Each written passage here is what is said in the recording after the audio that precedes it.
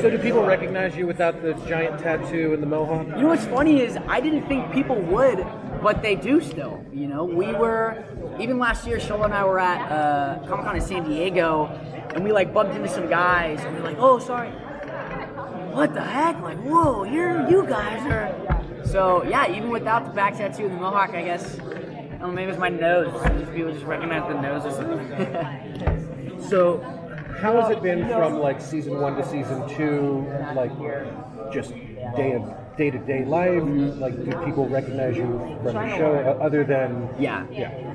I mean, I did a lot of like Disney Channel, Nickelodeon stuff before Cobra Kai, so my fan base was a lot younger, and sort of like it was like 12-year-old girls and like younger boys and stuff. So that sort of changed in the sense that now it's like I have like 40-year-old dudes that are like, dude, you're so badass. Like, I love when you kick Robbie's shoulder. That's so cool, So I like that aspect. So it's sort of like, my dad's era. Like, I have a buddy, and we were at prom, and I've never really talked to his dad before.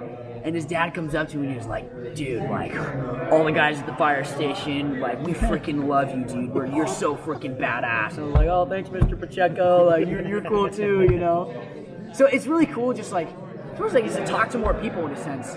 But season 2, just in general, it's just bigger, I feel like. Everything is just so much more amped up. There's a fight in every episode. Hawk gets a red mohawk, which comes with a little bit of a personality change a little bit, So season 2, there a lot goes down. Has it been gratifying that everyone came to Cobra Kai to see Johnny and Daniel again, but they've really responded to your generation and the new characters? It's cool. I think the writers have really done a good job about making it all natural. It's sort of like, passing this torch a little bit, to like younger generations. Because I mean, my friends, like I put on like a little premiere for like all my buddies, and they all love the show. They're like really looking forward to when it comes out. And I think it's cool because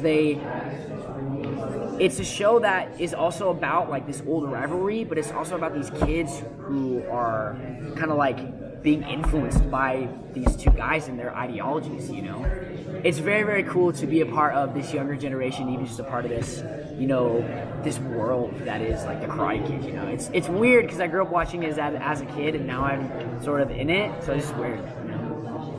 Your character had especially like sort of like big jump in season 1. So do you kind of pull it back in season 2, or do you go even further down? Like Hawk doesn't stop.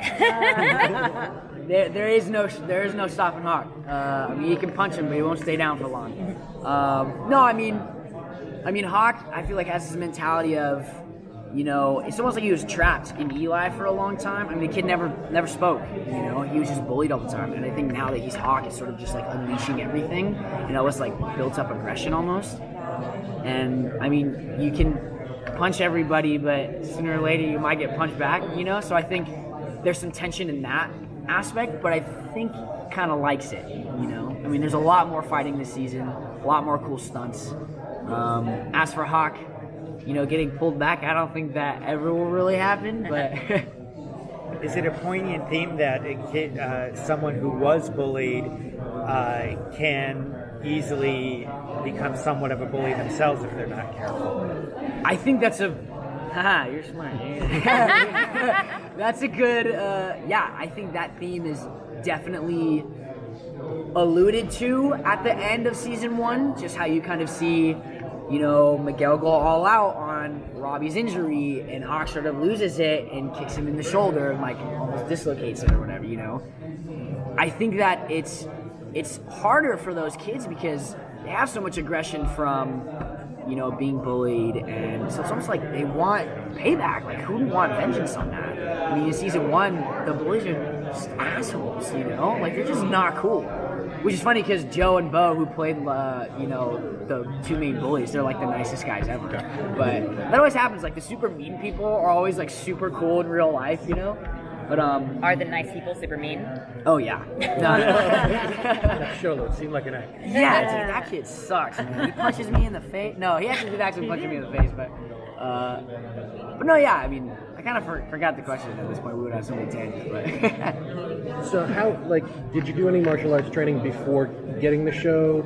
Like, Taekwondo or anything? You know, I did Taekwondo in like a strip mall by a Vons for like 4 years.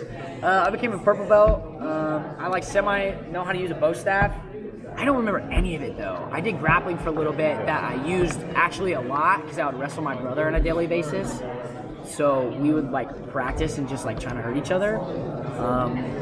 But as it comes to like karate and Taekwondo, not much I remembered. But we did about 2 months of training before, 2 months, like a month of training before we went out to Atlanta for season 2. We trained with Simon Ree. He's legit. He's from Best of the Best. That was pretty rigorous. And then when we were in Atlanta, we were also training pretty much every day. Mostly just stretching. It was just lots and lots of stretching. Yeah.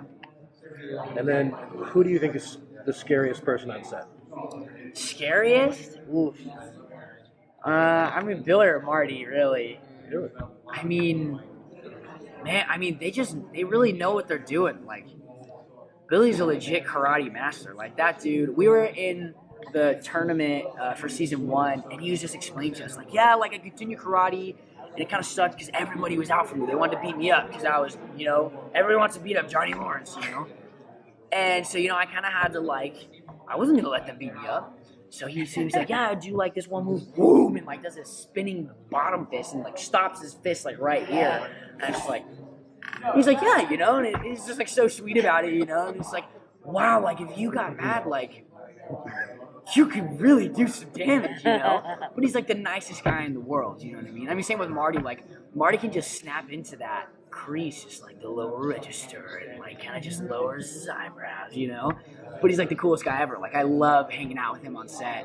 It's cool to watch them too, like just during rehearsals, because they have like they're just laying pipe all day. They got long monologues, and you know me and Shola are like, oh really, Sensei? You know, like, and they're just like, yes. Now let me tell you what we're gonna do. You know, like they have all that stuff. So it's cool to watch them, like the process of how they, you know, go through their lines. And they honestly help us a lot. Like Billy, like all the time is like, hey buddy, shift stance. You know, like he knows. You know, so it's pretty cool. Thank you for that.